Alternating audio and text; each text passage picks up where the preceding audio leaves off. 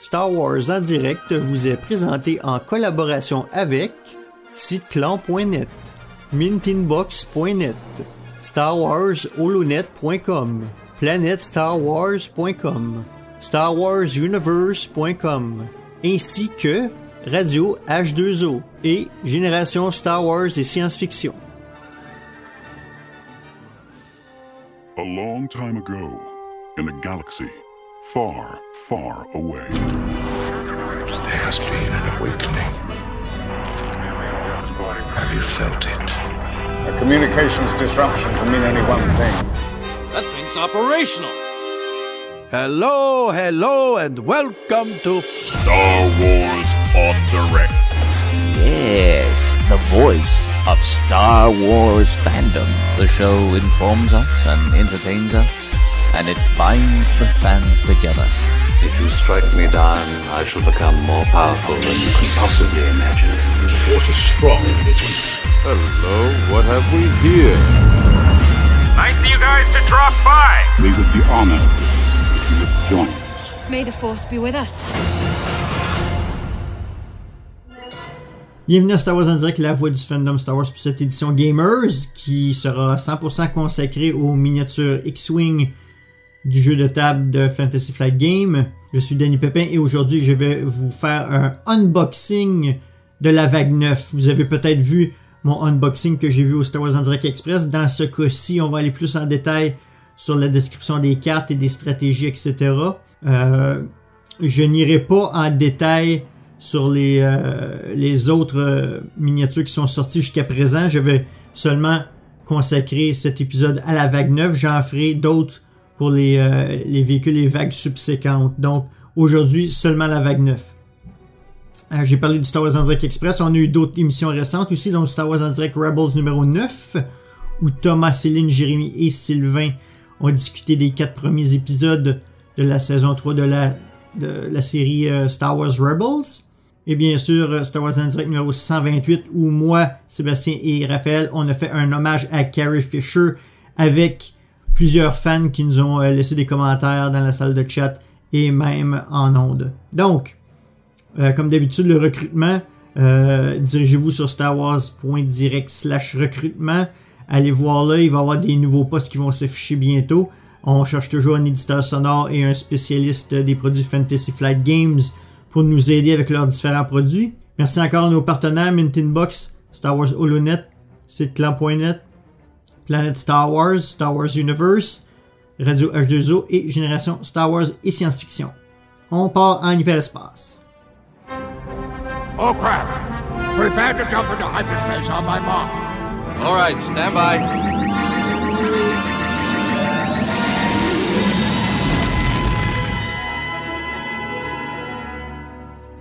Donc, bien sûr, à part la vague 9 qui incluait le Arc 170, le Special Forces TIE, le Protectorate Starfighter et le Shadowcaster, il y a eu d'autres produits qui sont parus depuis. Il y a eu Heroes of the Resistance, qui est le Millennium Falcon du film Le Réveil de la Force, et le X-Wing Noir de Poe Dameron, aussi du Réveil de la Force.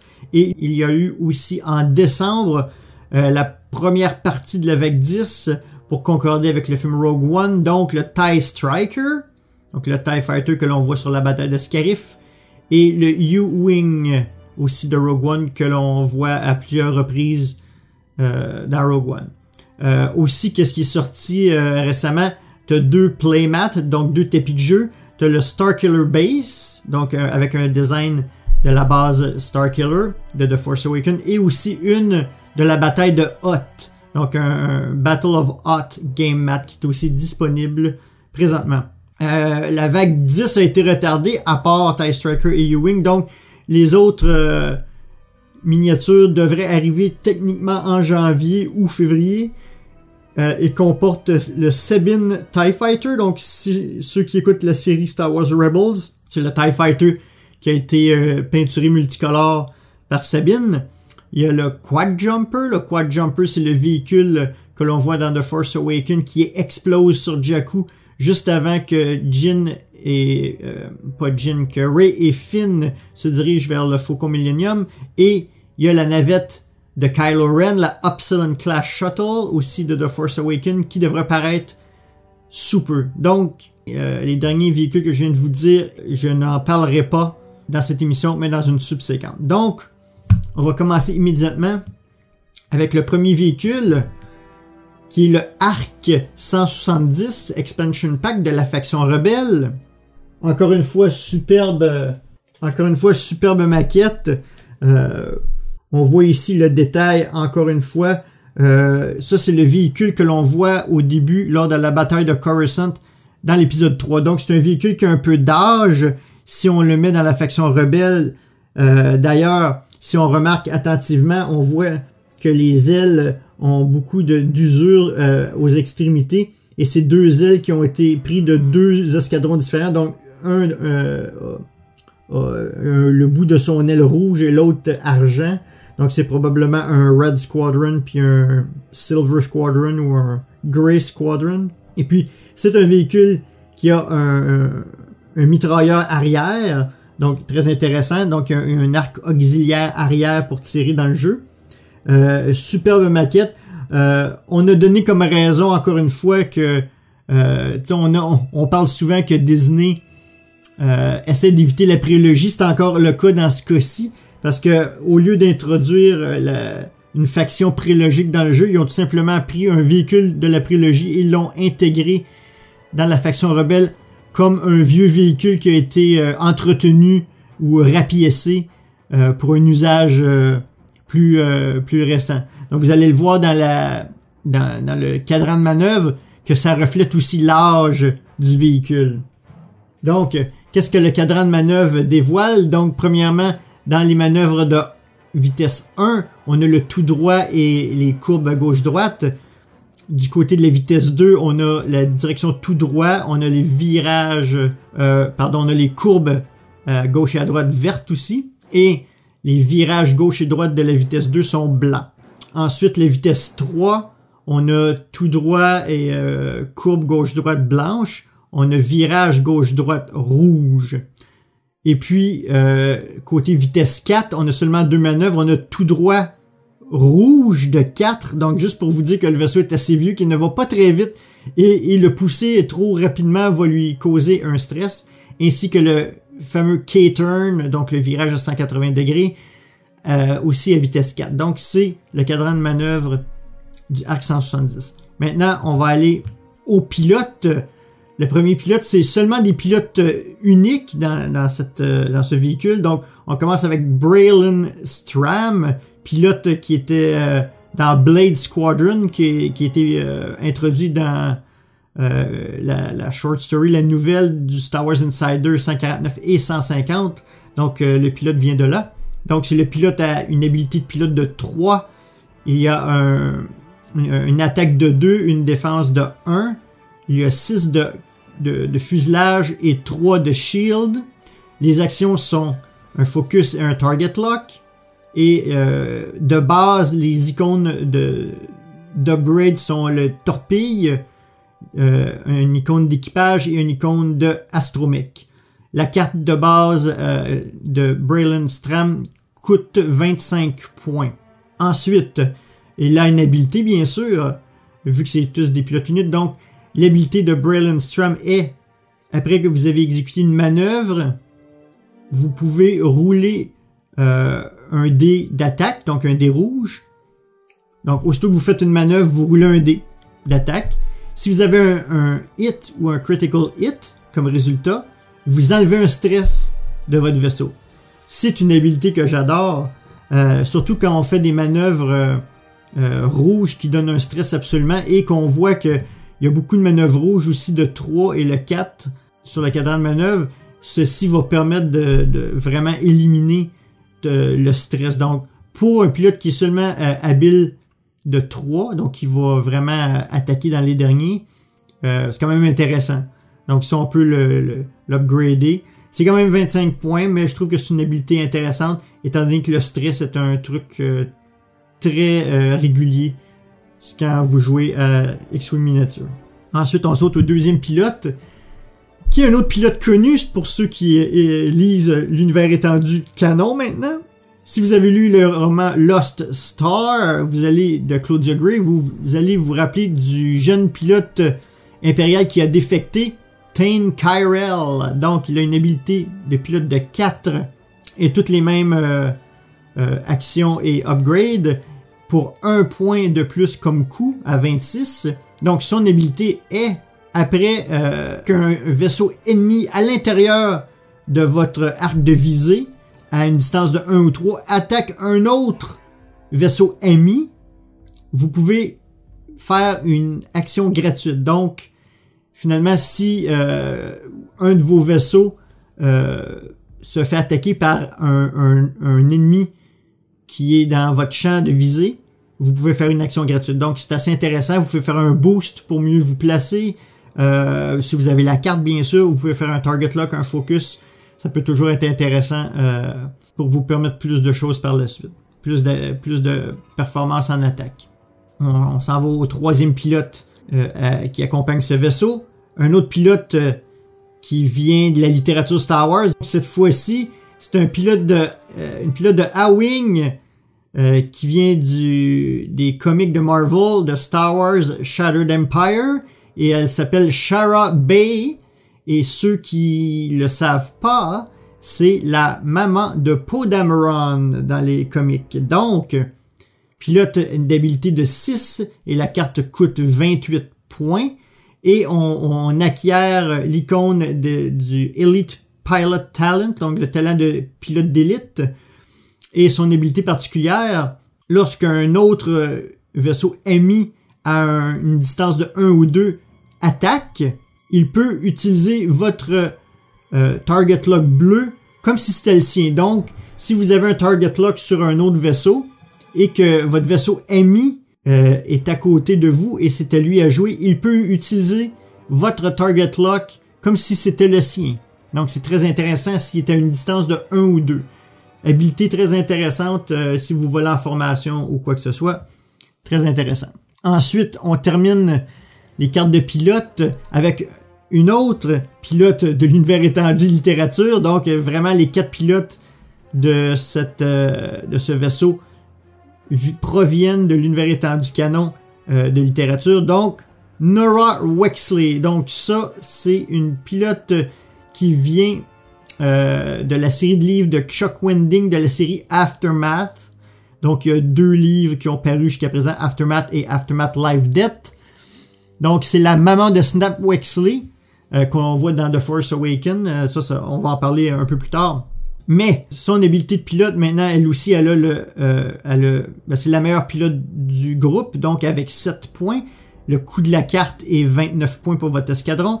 Et elle a aussi l'icône de Elite Pilot Talent en upgrade. Donc, son habilité, lorsque vous attaquez ou vous défendez, vous pouvez dépenser un target lock que vous avez sur un vaisseau ennemi pour ajouter un focus à votre résultat de tir de dés. Pas convaincu que c'est une habilité intéressante. Je préfère davantage relancer des dés avec mon target lock que ajouter un focus à mon tir, à mon jet de dés. Surtout qu'il faut que tu aies un focus de sortie pour utiliser ensuite cette habilité. Donc c'est un peu inutile, je trouve. Vraiment, je suis un peu déçu de cette carte-là. Et c'est la meilleure pilote du groupe. Donc, je sais pas s'il y en a d'entre vous qui savez quoi faire avec ça. Faites-moi signe ou trouvez des bonnes combinaisons. J'aimerais ça vous entendre là-dessus. Donc, on va sauter aux cartes d'upgrade. Il y a la carte titre. Les cartes titres, c'est souvent la carte qui fait une différence et qui accompagne justement le vaisseau. Donc, la carte titre s'appelle Alliance Overall. Donc, c'est uniquement pour les arcs 170. Et c'est dit, lorsque vous attaquez avec votre arme primaire de votre arc de visée primaire, vous pouvez rouler un dé d'attaque supplémentaire. Intéressant. Et c'est pas tout. Lorsque vous attaquez de votre arc auxiliaire, donc en arrière, vous pouvez changer un de vos focus pour un critical hit result. Intéressant. Donc, c'est une carte qui a 2 possibilités en fait. Donc, en avant, ça vous donne 1 dé de plus si vous attaquez par en avant. Si vous attaquez par en arrière, c'est une autre habilité, c'est que vous remplacez un de vos focus, vos résultats de dés focus en critical hit. Très intéressant quand même. Ensuite, on a une carte qui s'appelle Tail Gunner, qui est limitée. On peut pas en prendre plus qu'une, en fait. Qui est une carte d'équipage, cette fois-ci. Elle a un coût de... Ah, j'ai oublié de mentionner. Le Alliance Overall a un coût de 0. Donc, c'est gratuit pour la mettre avec votre vaisseau. Maintenant, le Tail Gunner qui a un coût de 2, qui est limité, dit, lorsque vous attaquez de votre arc de tir auxiliaire, vous réduisez l'agilité de votre du défenseur de 1 jusqu'à un minimum de 0. Donc, très intéressant. Surtout si vous vous faites poursuivre, vous pouvez tout simplement, en tout temps, réduire l'agilité de la personne en arrière de vous lorsque vous voulez attaquer un poursuivant. Donc, très, très intéressant. Et c'est bon pour tous les vaisseaux.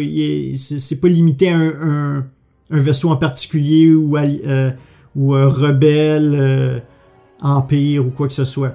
D'ailleurs, ça me fait penser, ça va peut-être bien aller sur le Special Forces TIE, qui a aussi un arc arrière. On va en parler un peu plus loin. On a aussi eu le R3 Astromech, donc le Astromech R3. Il y a 2 cartes de celui-ci. C'est dit, une fois par ronde, lorsque vous attaquez avec votre arme principale, vous pouvez annuler un de vos résultats de focus lors de votre modification de dés et à la place assigner un jeton Evade à votre vaisseau. Donc, c'est quand même intéressant. Si vous savez que vous avez un mauvais résultat ou quoi que ce soit et que vous pensez pas faire beaucoup de dommages à votre ennemi ou que vous voyez que les résultats sont très mauvais et que vous avez un focus, vous pouvez à la place, sachant que vous n'avez pas eu de bons résultats, remplacer ça par un Evade qui va pouvoir vous aider si vous vous faites attaquer par la suite. Ça, c'est une carte de Astromech, d'Upgrade Astromech. Et vous en avez 2 dans cette expansion pack. Un autre carte d'upgrade que je trouve très très intéressante, Vectored Thrusters. Donc c'est pour les petits vaisseaux seulement, c'est une carte de modification. Qu'est-ce que ça fait cette carte-là? Ça ajoute le Barrel Roll, l'action du Barrel Roll à votre vaisseau. Ça c'est ultra intéressant. Donc, peu importe le petit vaisseau que vous avez, vous pouvez ajouter le Barrel Roll si vous ne l'avez pas. Ultra intéressant. Pas nécessairement pour le Arc 170, mais pour vraiment peu importe le vaisseau, le petit vaisseau. Très très intéressant. Ça a un coût de 2. C'est pas limité à une faction, donc même les TIE Fighters qui n'auraient pas le Barrel Roll, etc. Très très intéressant. La dernière nouvelle carte qui vient avec le Arc 170 s'appelle Seismic Torpedo, donc une torpille sismique. Donc, carte super intéressante, je vous explique. C'est une carte en fait qui détruit les obstacles, donc comme un astéroïde. Par exemple, vous décidez, vous êtes à une distance de 1 ou 2 d'un obstacle, vous décidez, je vais utiliser cette carte pour détruire l'astéroïde. Donc, vous enlevez cette carte et vous envoyez la torpille sur l'astéroïde qui explose, bien sûr. Et qu'est-ce que ça fait? C'est tous les vaisseaux à une distance de 1 de cet astéroïde-là qui explose doit lancer un dé rouge. Et s'il y a un hit, il reçoit un dommage. Et s'il y a un critical hit, il reçoit un dommage critique.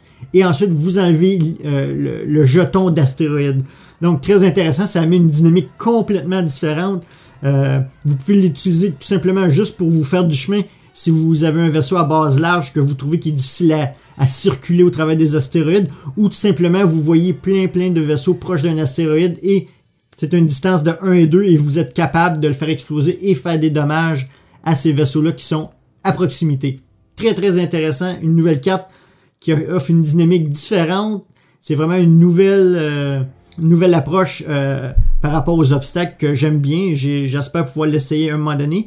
Si vous l'avez essayé, dites-moi ce que vous en pensez. Je trouve ça très intéressant.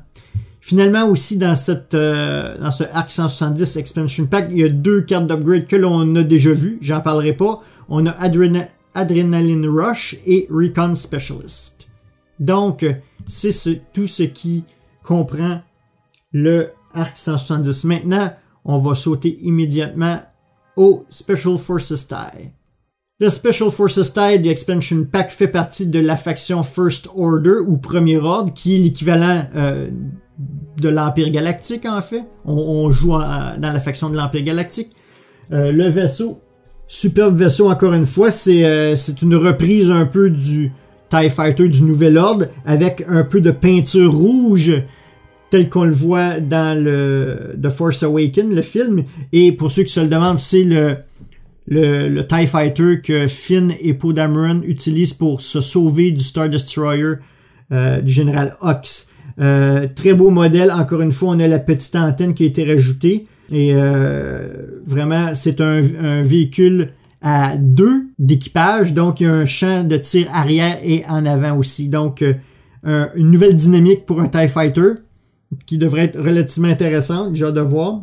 Encore une fois, très beau modèle. Donc, on commence avec le cadran de manœuvre. Donc, de la vitesse 1, on a le tout droit et les courbes vertes. Et on a les virages de 1 à 90 degrés en rouge. Ensuite, pour la vitesse 2, on a le tout droit vert. On a la courbe à gauche et droite blanche et le virage à gauche et à droite blanc. Ensuite, à la vitesse 3, on a énormément de manœuvres. On a premièrement le tout droit vert, on a la courbe à gauche et à droite blanche, on a le virage à gauche et à droite rouge et on a le Segner Loop à gauche et à droite rouge. Donc, très très manœuvrable à la vitesse 3. Et le seul mouvement à la vitesse 4 est le tout droit blanc. Ensuite, on a 4 pilotes avec ce Expansion Pack. Donc, le premier qui est le véhicule de base, qui est le Zeta Specialist, à 23 points de coup comme carte. Il a 3 d'habilité de pilote. Et de base, le Special Forces TIE a une attaque de 2, une agilité de 2, donc 2 de défense. On a un fuselage de 3 et un shield de 3. Par défaut, les actions sont Focus, Target Lock et Barrel Roll.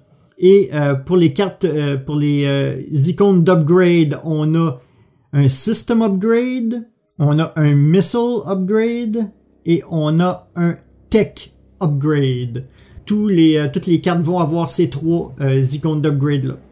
Maintenant, le deuxième pilote, c'est le Omega Specialist à 5 d'habilité de pilote. On rajoute 2 points au coût de la carte, mais on gagne aussi l'icône d'upgrade de Elite Pilot Talent, donc le talent pilote d'élite.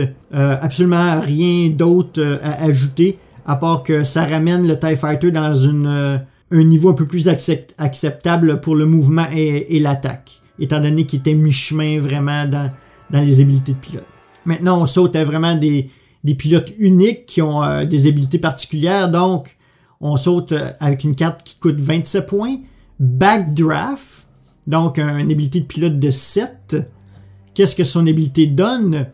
Lorsque vous attaquez un vaisseau à l'intérieur de votre arc auxiliaire, donc en arrière, vous pouvez ajouter un Critical Result. Donc, wow! Sérieux.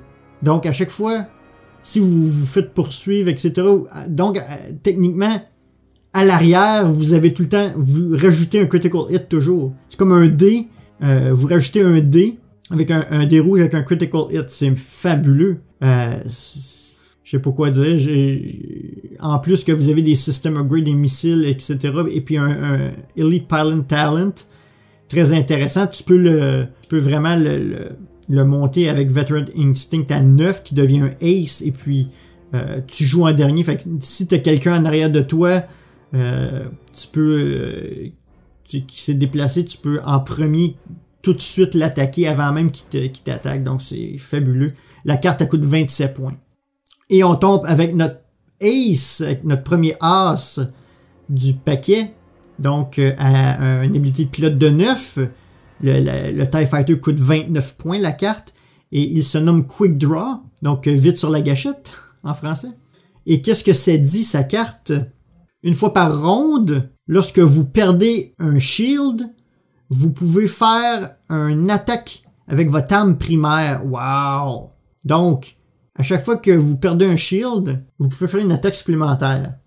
c'est super intéressant dans le sens que, si on réfléchit un peu, les gens vont peut-être hésiter à vous attaquer, dans le sens que si vous êtes face à face, et puis ils savent que si vous attaquez si vous attaquez Quick Draw, que peut-être s'il perd un shield, il va gagner une attaque automatique. À défaut de récupérer tes shields par la suite, ça te donne une attaque supplémentaire automatiquement tout de suite. Très très intéressant. Backdraft et Quick Draw, les deux cartes de pilote sont vraiment intéressantes. J'ai hâte d'essayer de jouer ça. La carte elle coûte quand même cher. La carte avec absolument aucun upgrade coûte 29 points. Donc c'est quand même beaucoup pour un TIE Fighter, mais il a l'air d'avoir des bonnes habilités. Et il y a quand même 3 de shield et 3 de fuselage, donc quand même intéressant. C'est certain qu'il fait juste 2D d'attaque. Donc, à réfléchir un peu dans la construction d'un escadron avec ça. Maintenant, il y a 4 cartes d'upgrade qui viennent avec le Special Forces TIE. Donc, la première qui est la carte titre, très intéressant. Elle coûte 0. Et c'est le Special Ops Training, donc entraînement d'opérations spéciales. C'est seulement pour les Special Forces TIE, bien sûr. Et elle dit, lorsque vous attaquez avec votre arme primaire de votre arc de visée primaire, vous pouvez ajouter un dé d'attaque. Intéressant. Donc, vous lancez un dé d'attaque si vous attaquez par en avant. Par contre, si vous décidez de ne pas rajouter un dé d'attaque en avant, vous pouvez l'utiliser en arrière pour votre attaque auxiliaire. Donc, en gros, vous avez un dé supplémentaire, vous pouvez l'utiliser pour votre attaque en avant ou pour votre attaque en arrière. Et comme la carte coûte 0, je vous suggère de l'utiliser automatiquement. Donc, ça monte votre carte de pilote à 3 d'attaque automatiquement, à défaut de 2. Et puis, votre dé s'applique en avant ou en arrière. Donc, ça vaut vraiment la peine d'utiliser cette carte si vous avez le Special Forces TIE. Je suggère fortement d'utiliser cette carte. Ça vous donne une attaque de plus. Donc, plus vous lancez de dés, plus vous avez des chances. Ensuite, une carte qu'on a déjà vue, Wired, j'en parlerai pas. Ensuite, vous avez Collision Detection. C'est une carte système qui coûte 0 encore une fois. Et ça dit, lorsque vous faites un boost, un barrel roll ou un decloak, votre template de manœuvre peut passer par-dessus les obstacles. Et puis ensuite, lorsque vous roulez votre dé de dommages quand vous passez sur les obstacles, vous pouvez ignorer tous les critical hits. Donc quand même intéressant. J'ai de la misère à voir l'utilité. À part si tu veux éviter de te faire attaquer ou sortir d'un champ de tir. Donc lorsque tu fais un boost, un barrel roll ou un decloak, tu peux overlap, tu peux passer par-dessus un obstacle avec ton template de manœuvre. Intéressant. Au coup de 0, faudrait que je vois la dynamique un peu, c'est un peu flou dans ma tête. Enfin, dernière carte d'upgrade du paquet, il n'y en a vraiment pas beaucoup. Sensor Cluster, c'est un tech upgrade et ça dit pour un coût de 2, la carte. Lorsque vous vous défendez, vous pouvez dépenser un jeton de focus pour changer un de vos résultats blank à un evade. Donc, ça peut être intéressant. C'est surtout vraiment là, en mode défense. Donc, vous pouvez utiliser un focus pour changer un résultat blanc en un evade. Intéressant. Et c'était tout pour le Special Forces TIE. Je sais pas trop quoi dire. À part que 2 pilotes très très intéressants avec, si on ajoute la carte de titre Special Ops Training. Ça peut valoir la peine d'essayer ça avec dans un swarm de TIE Fighter ou avec d'autres véhicules de l'Empire. Ensuite, maintenant on saute dans la faction SCUM avec le Protectorate Starfighter Expansion Pack. Le Protectorate Starfighter, c'est un véhicule que vous avez vu dans la série Star Wars Rebels, majoritairement. Donc, superbe vaisseau, encore beaucoup de détails. Si vous vous en souvenez, ce vaisseau, les 2 ailerons de chaque côté sont capables de faire des rotations à 360 degrés autour du cockpit central. Donc, évidemment, la miniature ici ne fait pas la rotation parce que ça serait beaucoup trop fragile, mais ça a un profil très très mince. C'est vraiment intéressant. Et d'après ce que j'ai lu jusqu'à date, il va être très très puissant. Je vais vous expliquer ça à l'instant, mais encore une fois, superbe maquette. Donc le cadran de manœuvre, il comprend. Premièrement, à la vitesse 1, vous pouvez seulement faire des virages à gauche et à droite de 90 degrés blanc. À la vitesse 2, vous avez énormément de manœuvres. Premièrement, vous avez le tout droit vert. Vous avez le virage, la courbe à gauche et à droite verte. Vous avez le virage de 2 à gauche et à droite verte. Et vous avez le Talon Roll à gauche et à droite qui est rouge par contre. À la vitesse 3, vous avez le 3 tout droit. Vous avez la courbe à gauche et à droite verte. Vous avez le virage à gauche et à droite blanc. Ensuite, à la vitesse de 4, vous avez le tout droit blanc. Et vous avez le K-turn, donc le virage 180 rouge. Maintenant, les pilotes. Il y a même beaucoup de pilotes dans cette expansion pack. Il y a 6 pilotes. Le pilote de base, Zealous Recruit, puis une habilité de pilote de 1, donc très très bas, il y a un coup de 20. Par défaut, il a une attaque de 3, a 3 d'habilité pour se défendre, a un fuselage de 4 et aucun shield à 0. Par défaut, l'icône d'upgrade te torpille. Et puis comme action, tu as le Focus, Target Lock, Barrel Roll et Boost. Quand même intéressant. C'est un coût relativement abordable et il y a quand même 3 dés d'attaque. Donc, c'est quand même pas si mal. Ensuite, on saute à la deuxième carte avec une habilité de pilote de 3 qui est le Concord Dawn Veteran. Donc, le vétéran de Concord Dawn. La carte a un coût de 22 et aucune habilité spéciale, mais il gagne l'icône de Elite Pilot Talent pour les upgrades. Ensuite, on a le Concord Dawn Ace, donc l'as de Concord Dawn. Non plus, il n'y a aucune habilité spéciale, autre l'icône de Elite Pilot Talent qui s'est rajoutée et la carte coûte 23.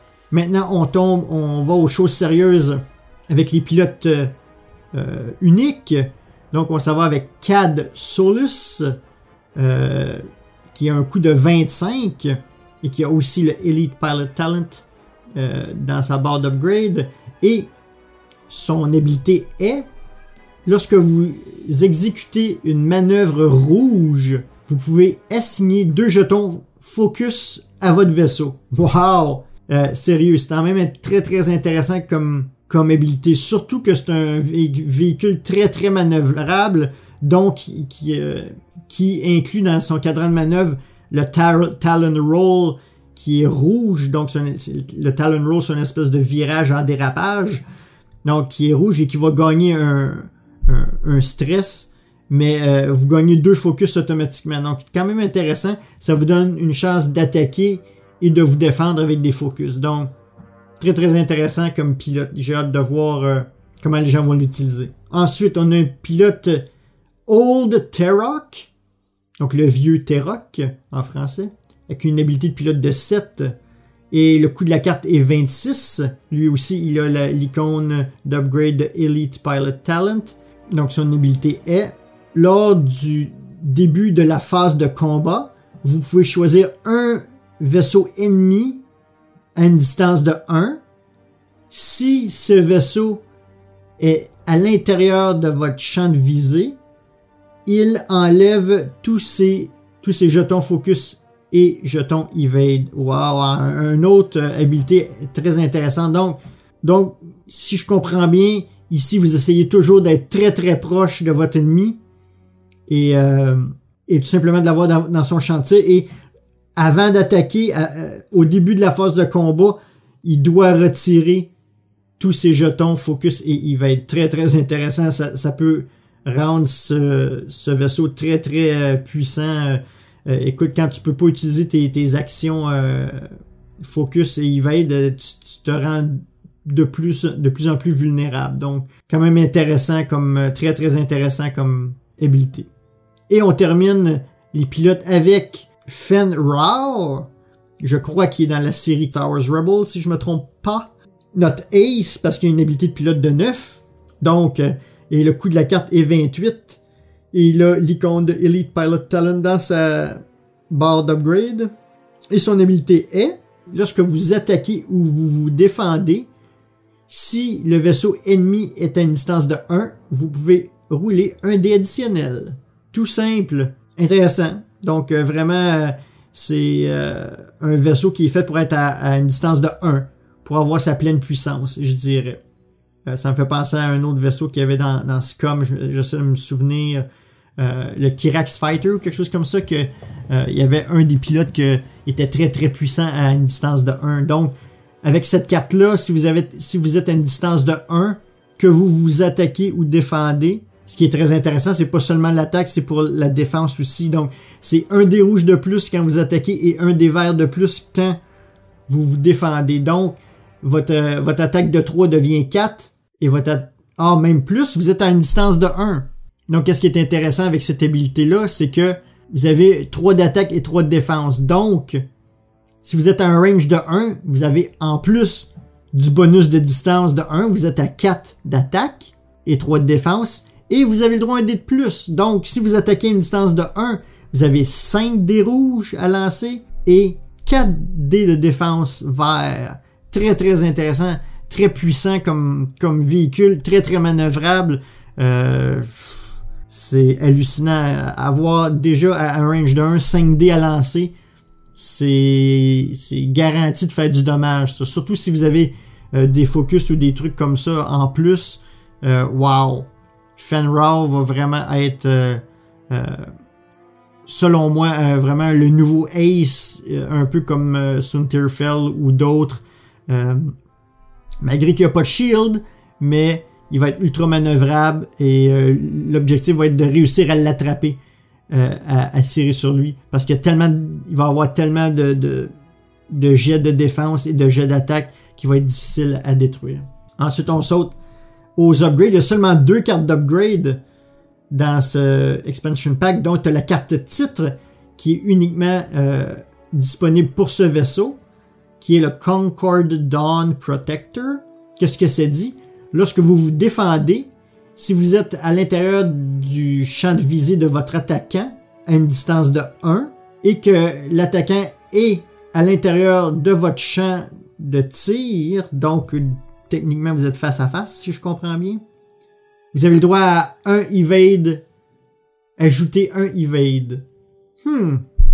Laissez-moi relire ça, là. Lorsque vous vous défendez, si vous êtes à l'intérieur de l'arc de visée de votre attaquant à une distance de 1 et que l'attaquant est à l'intérieur de votre propre arc, vous pouvez ajouter un evade, un résultat de evade. Donc, et ça a un coût de 1 cette carte. Donc, si vous ajoutez ça, par exemple, à Fenrir, qu'on vient tout juste de parler, on avait réussi à aller jusqu'à 5 dés d'attaque, mais si vous avez cette carte-là, et lorsque vous vous défendez, vous avez 4 dés avec Fenrir, mais si vous avez cette carte-là de titre, vous rajoutez un 5e dé de défense, si je comprends bien, si vous êtes face à face avec votre ennemi. Très, très intéressant. Surtout que la façon que c'est décrit, c'est que le Concord Dawn aime beaucoup la manœuvre. Ça, c'est dans la description du Concord Dawn Ace qui dit que le Concord Dawn Protectorate ont maîtrisé la manœuvre de Concordia Face-Off qu'ils appellent, qui est une façon d'aligner leur vaisseau face à face avec leur ennemi pour foncer sur eux. Donc, c'est un peu ce qu'ils représentent avec les cartes, c'est qu'ils font des attaques face à face de très proches, très menaçants, et puis les cartes ont beaucoup rapport avec cette manœuvre d'attaque, on fonce dans le tas, comme on peut dire, on fonce dans l'ennemi, puis on va avoir des bons résultats de dés. Très très intéressant. Et puis tu as la carte d'upgrade pour Scum seulement, qui est Fearlessness, un coup de 1, qui est un Elite Pilot Talent, qui dit, lorsque vous attaquez, si vous êtes à l'intérieur de l'arc de visée du défendeur à distance de 1 et que le défendeur est à l'intérieur de votre champ de tir, vous pouvez ajouter un hit result à votre jet de dés. Wow, intéressant. Un autre dé qui frappe absolument. Vous avez un hit automatique avec cette carte-là. C'est vraiment intéressant. Vous pouvez avoir un Fenrir vraiment... prenez la carte de titre avec Fenrir et Fearlessness et vous avez tellement de dés supplémentaires si vous foncez dans votre ennemi à une distance de 1 et que vous faites tout pour être très très près, vous allez faire beaucoup de dommages. Les autres, la technique contre lui va être d'essayer de se garder loin et de faire des dommages à longue distance si vous êtes capable. Une distance plus que 1. À une distance de 2, par exemple. Pour essayer de lui limiter qu'est-ce qu'il est capable de vous faire.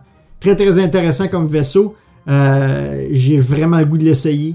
Voir vraiment la puissance que tu es capable de mettre à un seul vaisseau. Ça va être très, très intéressant. J'ai bien hâte de l'essayer.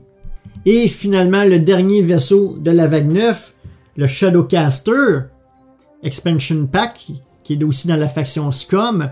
En fait, le Shadowcaster, c'est le nom d'un vaisseau.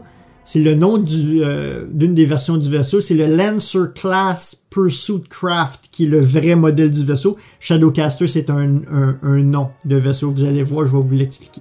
Donc, encore une fois, un superbe vaisseau. Si vous avez écouté la série Star Wars Rebels, c'est le vaisseau de la chasseuse de primes Ketsu Onyu. Donc, qui était une partenaire de Sabine dans le temps qu'elle était chasseuse de primes, en fait. Et puis, superbe vaisseau avec des belles couleurs, le détail vraiment très très bien détaillé. Superbe travail encore une fois. C'est un vaisseau à base large, celui-ci. Donc, il faut toujours faire attention aux bases larges quand on se déplace.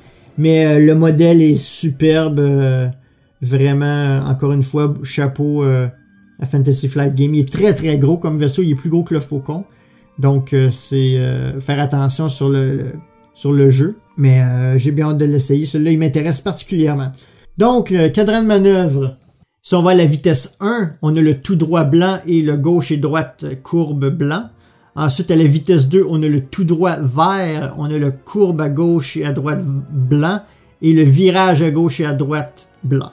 Ensuite, vitesse 3, on a le tout droit vert, le virage à gauche et à droite vert et le courbe à gauche et à droite vert. Donc, toutes les manœuvres 3 sont tous vertes. Donc, très très intéressant ce vaisseau-là pour les valeurs de vitesse 3. Et à la vitesse 4, tu as seulement le tout droit vert et tu as le 5, vitesse de 5, tu as le tout droit blanc et le K-turn, virage de 180 degrés, rouge. Très très intéressant. Une chose qui est particulière avec ce vaisseau, c'est que Fantasy Flight Games a introduit une nouvelle façon d'utiliser une tourelle qui s'appelle le Mobile Arc. Donc c'est-à-dire qu'ils ont rajouté un petit jeton circulaire avec une pointe triangulaire que vous mettez dans le poteau de votre base et qui peut tourner tout autour du poteau qui tient votre miniature. Et puis, vous avez une action maintenant sur votre barre d'action et vous pouvez décider dans quel arc vous voulez que votre arc auxiliaire soit. Donc, il peut être à gauche, en avant, à droite ou en arrière. Donc, 180 degrés. C'est différent d'une tourelle à 360 degrés comme le Faucon ou toutes les autres parce que celle-ci, il faut que tu réfléchisses dans quelle direction tu veux mettre ta tourelle. Personnellement, je mettrais ça à tous les vaisseaux qui ont des tourelles. Parce que franchement, avoir un vaisseau que peu importe où est-ce que tu te déplaces, il est comme le Faucon, qui est absolument très difficile à détruire s'il est bien équipé ou etc. Parce que la tourelle est toujours à 360. Même si en réalité, le canon ne peut pas pointer partout. En réalité, il y a probablement un ordinateur ou un membre d'équipage qui utilise la tourelle et qui doit viser. Donc, c'est pas vraiment un 360 à 100% du temps. Tandis qu'ici, on introduit l'arc pour la tourelle. Donc, vous devez planifier comment vous déplacez votre tourelle, qui est beaucoup plus réaliste, que je trouve ça vraiment intéressant. Il devrait même introduire ce petit jeton à mettre sur votre base de vaisseaux qui ont des tourelles pour tous les vaisseaux. Personnellement, je ferais ça parce que je trouve ça plus intéressant. Ça donne une chance à ceux qui n'ont pas des tourelles. Ça donne une chance à ceux qui attaquent des vaisseaux qui ont des tourelles 360. C'est beaucoup plus réaliste. C'est pour ça que j'aime ça. La façon que ça fonctionne, en fait, c'est que ça dit... On parle du vaisseau qui a une tourelle, avec un arc mobile, comme ils appellent. Lorsqu'il attaque avec son arme primaire, un vaisseau qui comporte le champ de visée mobile peut attaquer un vaisseau ennemi à une distance de 1 à 3 s'il est dans son champ de visée primaire et ou mobile. Donc, vous choisissez. Ça peut être dans votre arc mobile ou votre arc primaire. Vous choisissez selon où vous voulez attaquer. Si c'est une arme secondaire, c'est comme d'habitude, vous pouvez seulement utiliser votre arc primaire en avant pour utiliser, sauf si vous avez une carte d'upgrade qui dit autrement. Donc, c'est clair, on a un petit jeton Et puis on déclare si on veut bouger la tourelle, on doit utiliser une action. Dans ce cas-ci, pour bouger la tourelle. Vous choisissez dans quel cadran vous voulez pointer votre canon, en fait. C'est vraiment intéressant. J'espère que Fantasy Flight Games va introduire cette règle pour tous les vaisseaux qui ont des tourelles à 360. Ça va vraiment équilibrer, je pense, le jeu. Dans le sens que ce ne sera pas un massacre des vaisseaux qui ont des tourelles ou les véhicules qui utilisent deux vaisseaux à base large qui ont des tourelles comme deux Faucons ou deux vaisseaux de Dengar, j'essaie de me rappeler le nom. Les Jumpmaster 5000. Ça va empêcher d'avoir des doubles vaisseaux à base large qui ont des tourelles. Donc, c'est vraiment une nouvelle façon adaptée de rendre ça plus réaliste puis de donner une chance aux plus petits vaisseaux d'attaquer ces monstres, surtout en tournoi. Maintenant les pilotes. Il y a 4 pilotes dans cette expansion pack. Donc, vous avez le Shadowport Hunter, qui a une valeur de pilote de 2. La carte coûte quand même 33 points. C'est le vaisseau de base, il coûte 33 points. Et puis, comme vous avez 3 d'attaque, 2 d'habilité, donc 2 de défense, vous avez 7 de fuselage et vous avez 3 shields. Quand même intéressant. Dans les icônes de upgrade, vous avez le crew, donc l'équipage, et vous avez 2 icônes illicites. Donc, c'est vraiment des upgrades spécifiques au SCUM. Donc, très intéressant. Il y a beaucoup d'upgrades possibles et de variations possibles avec ces icônes. Comme action de base, vous avez un focus, un target lock, un evade et un mobile arc. Donc, c'est le mobile turret, whatever, je sais pas comment ils appellent ça. Mobile firing arc. C'est le rotate arc icon. Donc, c'est rotate arc. Donc, ça vous permet de faire une rotation de votre canon, qui est de 360 degrés. Ensuite, on a 3 pilotes uniques qui viennent tous des séries animées. Donc, la première a une habilité de pilote de 5. Vous avez Sabine Wren, donc la Mandalorienne de Star Wars Rebel. Si vous vous souvenez, Sabine était à l'Académie impériale. Elle a quitté, elle a défecté, elle est devenue chasseuse de primes pendant un certain temps. Et elle a travaillé avec Ketsu Onyo. Et puis ensuite, elle a arrêté d'être chasseuse de primes. Et elle a rejoint la rébellion. Donc, Sabine Wren de Star Wars Rebels, la carte coûte 35 points, elle a une habilité de pilote de 5 et son habilité est, lorsque vous vous défendez contre un ennemi qui est à l'intérieur de votre arc de visée mobile, à une distance de 1 ou 2, vous pouvez ajouter un résultat focus à votre jet de dés. Intéressant, quand même. Surtout si vous avez déjà un focus de sortie à côté de votre vaisseau, ça peut être intéressant. Je vois rien vraiment de particulier avec ça pour l'instant. Il faudrait voir quel genre de combinaison qu'on pourrait faire. Ensuite, un autre pilote cette fois-ci. En fait, les 3 pilotes, c'est des femmes. Donc, deuxième pilote femme, Asajj Ventress de la série Clone Wars et de l'univers étendu, a une habilité de pilote de 6. La carte coûte 37 points et on ajoute l'icône de Elite Pilot Talent. Donc, son habilité particulière est, au début de la phase de combat, vous pouvez choisir un vaisseau à une distance de 1 ou 2. S'il est à l'intérieur de votre arc de visée mobile, vous lui assignez un jeton de stress. Quand même intéressant. Donc, si je relis, au début de la phase de combat, vous choisissez un vaisseau à une distance de 1 et 2. S'il est à l'intérieur de votre arc mobile de visée, vous lui donnez un stress. Quand même intéressant. Vraiment, Asajj Ventress est là pour donner du stress. Si je comprends bien son habilité. Puis à une distance de 2, c'est quand même intéressant. Là. Ça peut aller jusqu'à 2. Donc, une très bonne habilité ici. Et ensuite, on s'en va à la meilleure pilote du vaisseau Lancer Class. Donc, elle a une habilité de 7, c'est Ketsu Onyo. Si vous avez écouté Star Wars Rebels, c'est là qu'on a vu le vaisseau et cette femme pour la première fois. Le coût de la carte, c'est 38 et vous avez aussi le Elite Pilot Talent dans ses upgrades. Et son habilité particulière est, au début de la phase de combat, vous pouvez choisir un vaisseau à une distance de 1. S'il est à l'intérieur de votre arc primaire et votre arc mobile, vous lui assignez un jeton de Tractor Beam. Donc ici, il faut que tu aies une combinaison. Si vous avez un vaisseau qui chevauche votre arc primaire et mobile, donc ça peut être votre arc primaire est toujours en face de vous. Et puis votre arc mobile peut être à gauche ou à droite. Mais l'important, c'est qu'il faut qu'il soit à l'intérieur de 2 arcs. Donc vous pouvez, si vous avez en avant et à gauche, si votre vaisseau ennemi est superposé aux 2 champs de tir, vous pouvez, à une distance de 1, vous pouvez lui donner un Tractor Beam Token. Même chose à droite. Et si vous avez votre arc auxiliaire en avant, dans la même direction que votre arc principal, ben là, c'est assurément un Tractor Beam que vous allez lui accorder. Ceux qui ne se souviennent pas, qu'est-ce que ça fait un Tractor Beam? C'est que si vous mettez un jeton Tractor Beam à un ennemi, vous contrôlez, vous pouvez lui faire un barrel roll ou un boost.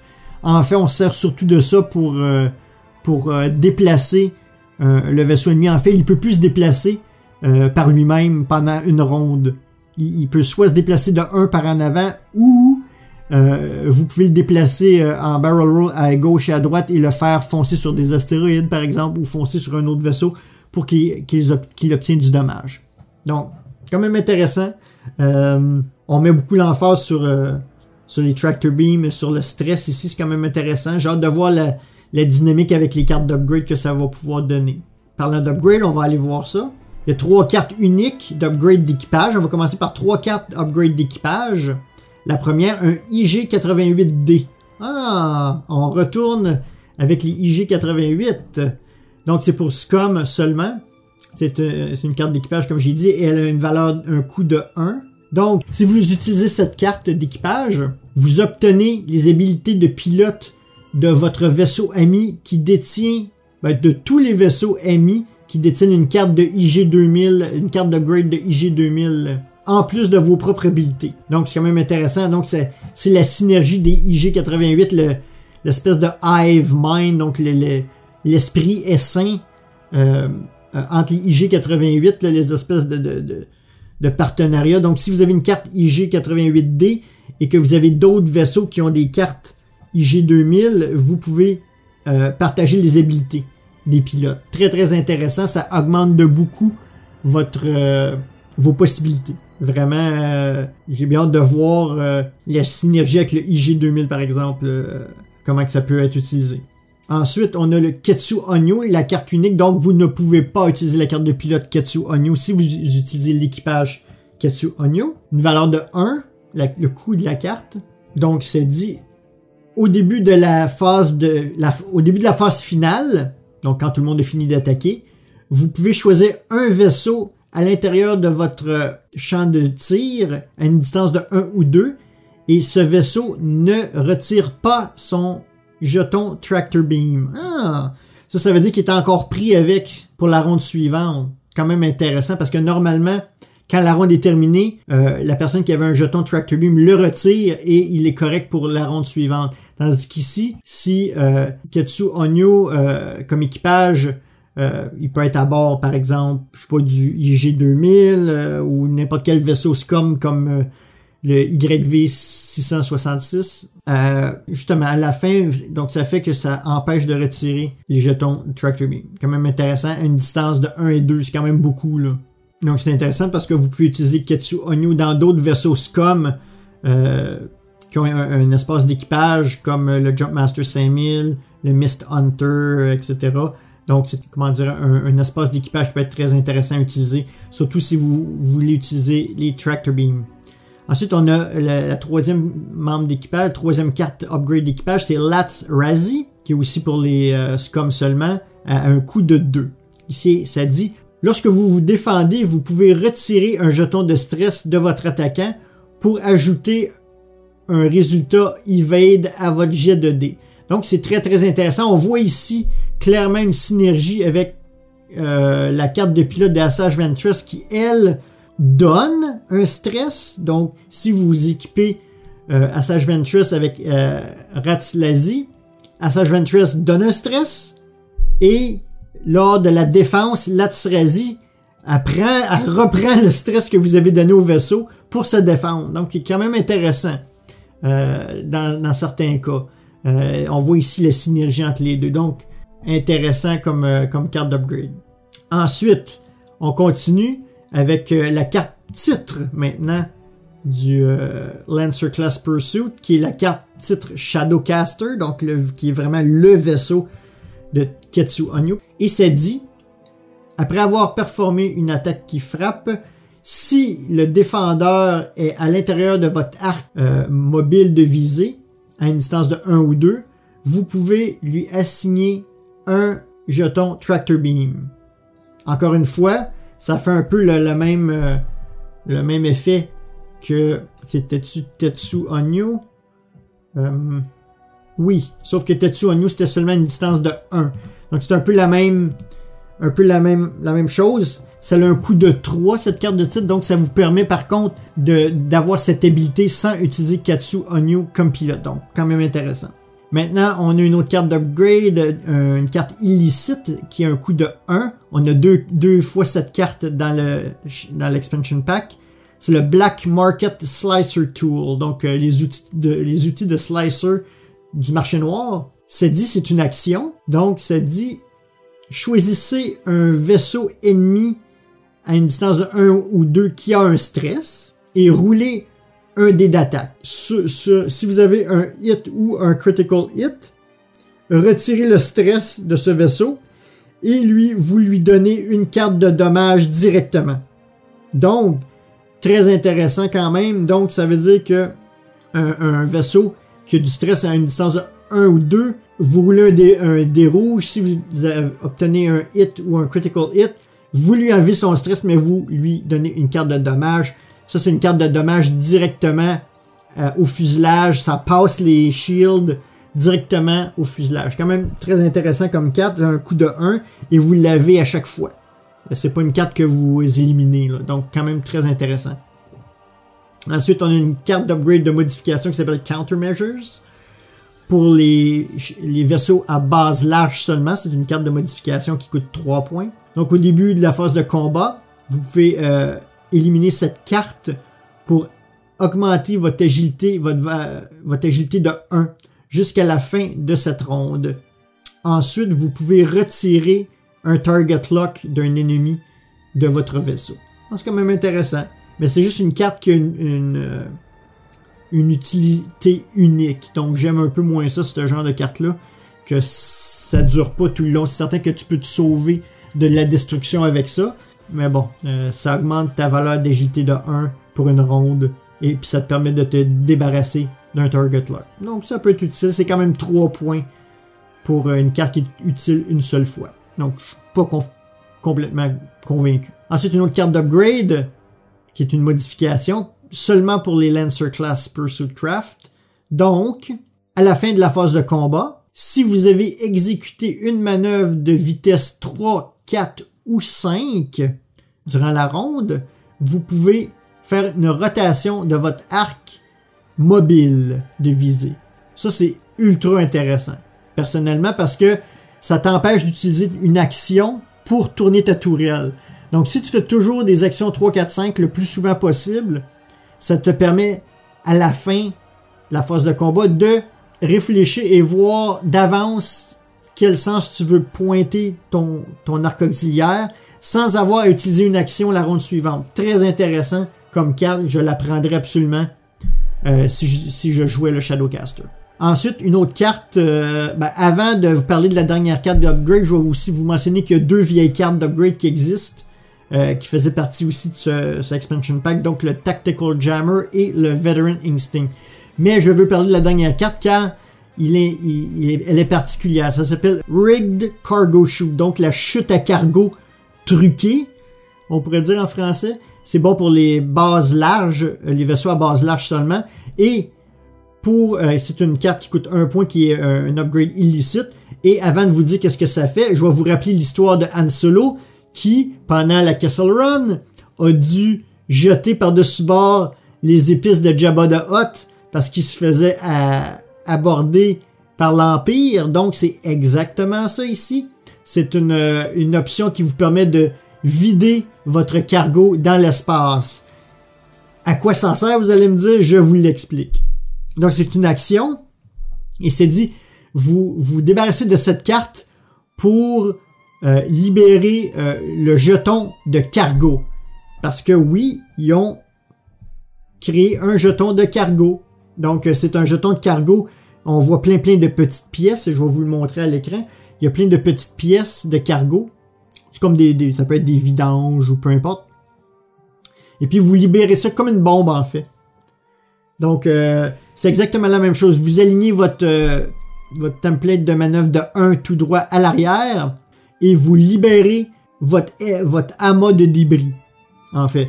Puis, qu'est-ce qui est intéressant, c'est que je vous avais parlé plus tôt des torpilles sismiques qui détruisent un obstacle. Ici, c'est une autre chose, c'est que vous mettez un obstacle supplémentaire. Donc, imaginez surtout ceux qui jouent avec les astéroïdes. Il y a des astéroïdes qui sont relativement serrés et vous anticipez que votre ennemi va passer entre 2 astéroïdes et vous êtes capable de passer vous-même et de libérer un amas d'astéroïdes, pas un amas d'astéroïdes, mais un amas de débris qui va rester tout le reste du jeu. Donc, si vous avez 2 astéroïdes relativement proches un de l'autre, parce que vous savez que vous devez avoir une distance d'au moins 1 sur la règle de mesure de X miniature. Donc, si vous réussissez à passer entre les deux et laisser tomber votre amas de débris, votre cargo à cet endroit-là, vous créez une espèce de mur que les gens ne peuvent plus passer.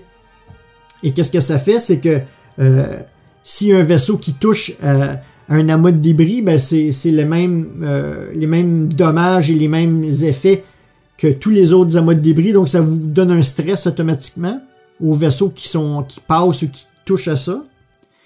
Ça donne un stress et vous devez lancer un dé rouge. Et puis sur un résultat de critical hit, ben vous devez subir un critical hit. Donc c'est quand même intéressant. C'est une autre dynamique. Un peu, on joue encore ici, non pas avec les vaisseaux, mais avec les éléments secondaires du jeu. Donc les astéroïdes, les débris, comme les torpilles sismiques tout à l'heure, on détruit un débris. C'est une nouvelle dynamique qui est intéressante que les designers du jeu ont commencé à intégrer un peu à peu. Donc c'est quand même intéressant de voir qu'on peut faire ça avec les vaisseaux à base large. J'ai bien hâte d'essayer ça, juste pour bloquer un peu avec un débris. Donc c'est tout pour la vague 9. En conclusion, je dirais que la faction Scum remporte la palme pour cette vague-là avec le Protectorate Starfighter et le Shadowcaster. Pourquoi? Ben, le Protectorate Starfighter semble être ultra puissant puis ultra manœuvrable, avec Fenrir qui peut attaquer et se défendre à un nombre de dés incroyable. Donc vraiment, ça va devenir une nuisance dans les jeux, dans les parties à venir. Et le Shadowcaster qui semble vouloir mettre de l'avant l'usage du Tractor Beam, être capable de donner beaucoup de stress à l'ennemi. Donc c'est une nouvelle dynamique aussi. Je crois qu'il essaie de pousser ça quand même. Mais par contre, je crois que c'est le Arc 70 qui a amené les meilleures cartes d'upgrade. En fait, les cartes les plus intéressantes et les plus polyvalentes qui vont à pas seulement le Arc 70, mais à d'autres vaisseaux. Comme par exemple le Tail Gunner qui va réduire l'agilité d'un vaisseau qui vous poursuit dans votre arc arrière. Donc c'est quand même intéressant. Et ça va à tous les vaisseaux qui ont un arc arrière. Vous avez les Vector Thruster qui ajoutent un barrel roll à votre barre d'action, qui c'est incroyable comme de pouvoir ajouter de la manœuvrabilité à votre vaisseau. Et puis aussi les Seismic Torpedo, comme je viens de dire, qui amènent une dynamique différente en modifiant les objets sur le tapis de jeu, les obstacles, etc. Donc, quand même intéressant. Et je vais faire une mention spéciale pour la carte d'équipage de IG-88D, qui permet une synergie avec tous les autres vaisseaux qui ont le IG-80, la carte d'upgrade IG-2000 sur le tapis de jeu. Très, très intéressant. Là, une vague 9 relativement intéressante. Moins du côté du Arc 110 selon moi, mais du côté Scum, c'est c'est rafraîchissant de voir des nouvelles choses comme ça. Donc, je suis quand même positif par rapport à la vague. Donc, pour terminer, n'hésitez pas à nous laisser vos impressions sur la vague 9. Avez-vous joué? C'est quoi vos escadrons, etc. Envoyez-moi ça par email à studio@starwars.direct ou encore sur l'article de l'épisode sur notre site starwars.direct. ou encore sur notre page Facebook, notre compte Twitter et notre chaîne YouTube. N'oubliez pas de parler de notre émission. Le bouche-à-oreille va toujours être une des bonnes façons pour nous d'être connus.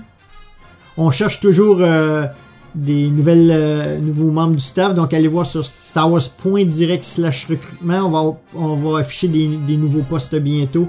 Donc, surveillez ça à starwars.direct/recrutement.